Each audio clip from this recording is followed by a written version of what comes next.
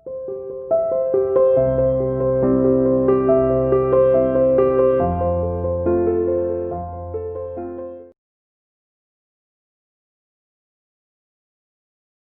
Morning student. आज हम बेटा बात करने वाले हैं संविधान में संशोधन के तरीके। हमारा वही संविधान एक जीवंत दस्तावेज, आपका चैप्टर नंबर 9 कंटिन्यूअस है पॉलिटिकल साइंस का, और उसमें संविधान के संशोधन के तरीके बात करेंगे। इससे पहले हमने बात की बेटा आपकी लाइव क्लास के अंदर कि बहुमत कितने प्रकार का होता है। उसमें हमने सामान्य बहुमत के बारे में बात की, उसके बाद में विशेष बहुमत के बारे में बात की, और पूर्ण बहुमत के बारे में बात की कि what is the absolute majority. आज भी हम उसके बारे में चर्चा करते रहेंगे, कोई समस्या नहीं है। आपको जरूरत पड़ने पर हम मेजॉरिटी बहुमत भी समझाएंगे और साथ में संशोधन करने के तरीके के बारे में बात करेंगे, और कौन कौन से वो प्रोविजन है जिसके लिए हम अलग अलग तरह के बहुमत की आवश्यकता पड़ती है। तो सबसे पहले हम बात करते हैं संसद में सामान्य बहुमत के आधार पर, कि संसद के अंदर लोकसभा या राज्यसभा दोनों को मिलाकर संसद बनती है। या आपकी नॉलेज के लिए बता दूं, और साथ में राष्ट्रपति भी संसद के ही एक पार्ट माने जाते हैं, अहम पार्ट माने जाते हैं।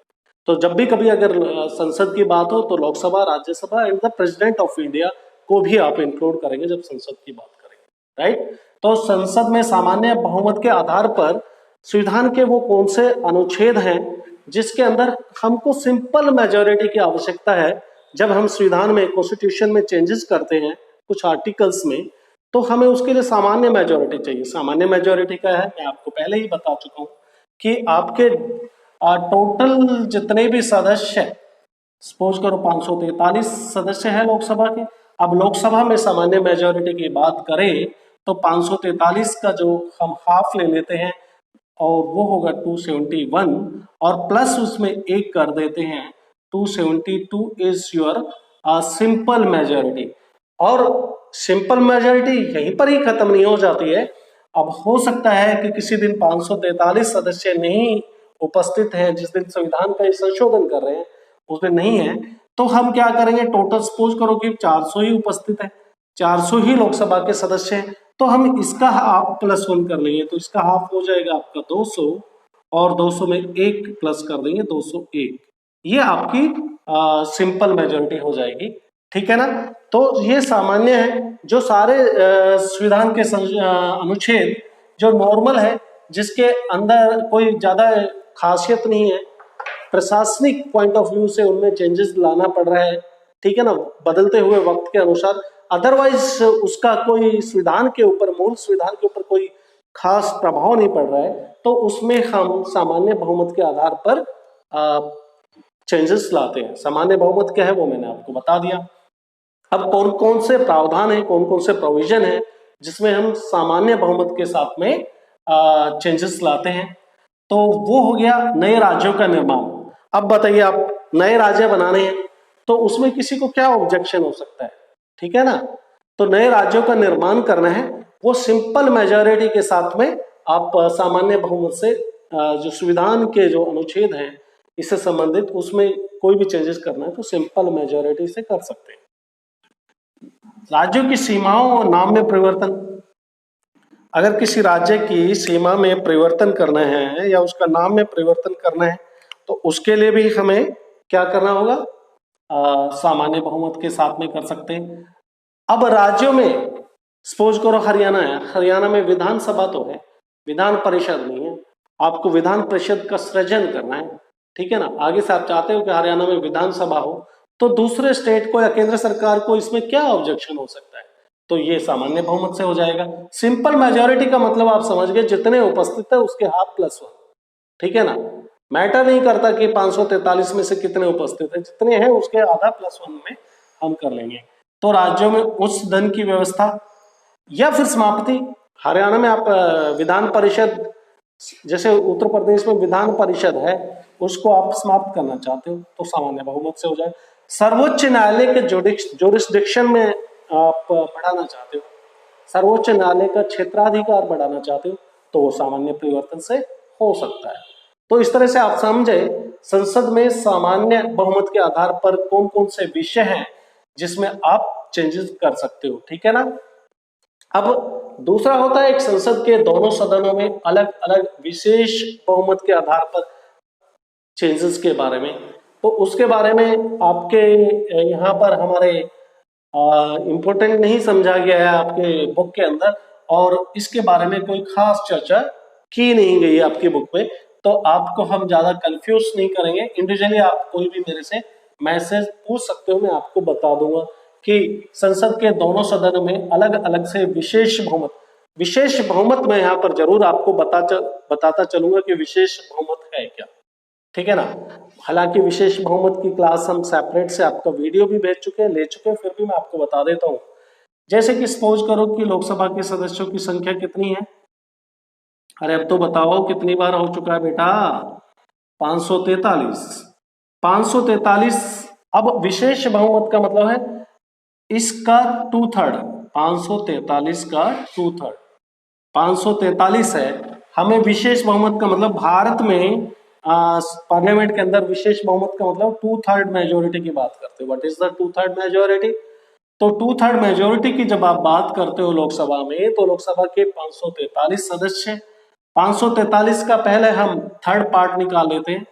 543 का तीसरा हिस्सा निकालने के लिए हमने इसको डिवाइड कर दिया, और अगर आप 543 को 3 से डिवाइड करोगे तो तीसरा हिस्सा निकाल रहे हैं ना 181, और हमने बात तो की है 2/3 मेजोरिटी, यानी कि हर 3 में से 2, तो इसको 181 को 2 से मल्टीप्लाई कर दो, आपके क्या आ जाएंगे 362 आ जाएगा। 362 ये आपकी विशेष बहुमत हो गया। विशेष बहुमत जो जहां पर विशेष बहुमत की आवश्यकता है तो वो 362 हो गया है बेटा, ठीक है ना।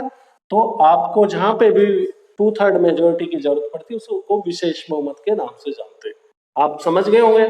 तो क्योंकि इसमें कौन कौन से प्रोविजन है वो दिए नहीं है, हम आपको आज फोन ही ले रहे हैं, इंडिविजुअली आप मेरे से पूछ सकते हैं। अब बात करते हैं विशेष बहुमत और राज्यों के समर्थन के द्वारा राज्यों का अनुमोदन चाहिए। देखो कुछ सब्जेक्ट ऐसे होते हैं जिसपे हमको राज्य की भी परमिशन, राज्य की भी अनुमति चाहिए। संविधान में हमारा देश संघ है, यूनियन और राज्यों का संघ है, केंद्र सरकार और राज्य हैं, 28 राज्य भी हैं। तो ऐसे कोई संविधान में ऐसी कोई चेंजेस लाते हैं जहां पर संघीय ढांचे को अफेक्ट पड़ता है, तो उसका प्रभाव पड़ता है, राज्य की सरकारों पर प्रभाव पड़ता है, तो हमको राज्यों की अनुमति लेनी चाहिए ना भाई। परिवार का मुखिया समझो, हमने समझ लिया केंद्र सरकार है, तो आपके परिवार में जहां पर बच्चों के ऊपर अफेक्ट पड़ रहा है तो बच्चों से भी तो आप सलाह मशवरा कर सकते हो ना। तो यही बात ये है, आपके देश की पार्लियामेंट के लिए समझ सकते हो, जब आपका केंद्र सरकार देश की पार्लियामेंट कोई ऐसा निर्णय लेती है, संविधान में कोई ऐसा संशोधन करती है जिससे राज्यों के ऊपर इसका प्रभाव पड़ रहा है, तो राज्यों से वो अनुसमर्थन और रेटिफिकेशन बोलिए या फिर अनुमोदन चाहिए या परमिशन आप बोल सकते हो, सिंपल वे में राज्यों से भी पूछा जाता है। तो इसको बोलते हैं special majority with the state ratification.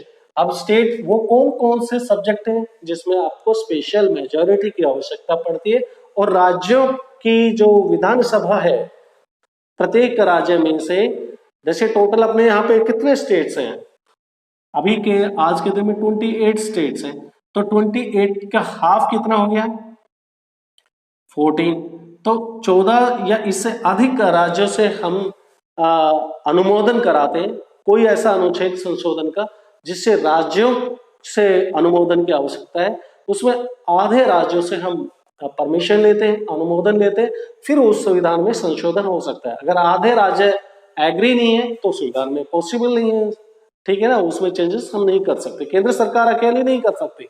जहां उसका राज्यों के ऊपर प्रभाव पड़ रहा है तो राज्यों की सरकारों से, आधी राज्य की विधानसभाओं से इसका अनुमोदन होना, रेटिफिकेशन होना आवश्यक होता है।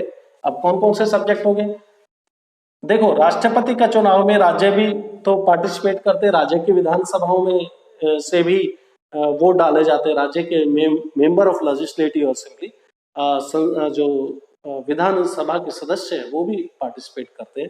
तो राष्ट्रपति के निर्वाचन का तरीका है, उसमें भी हम राज्यों से भी पूछताछ करते हैं, उनका भी एग्रीमेंट लेते हैं। केंद्र और राज्यों के बीच में शक्तियों का जो बंटवारा दिया गया, आपने पढ़ा हुआ है ना, स्टेट लिस्ट, कंकरेंट लिस्ट और सेंट्रल लिस्ट। इन स्टेट लिस्ट, स्टेट और कंकरेंट लिस्ट, या फिर आपकी बात कीजिए सेंट्रल लिस्ट, इनसे रिलेटेड जो लिस्ट है, स्टेट लिस्ट है, अगर आपको स्टेट लिस्ट में किसी तरह का संवैधानिक संशोधन की आवश्यकता पड़ती है तो राज्यों की अनुमति भी आवश्यक मानी जाती है।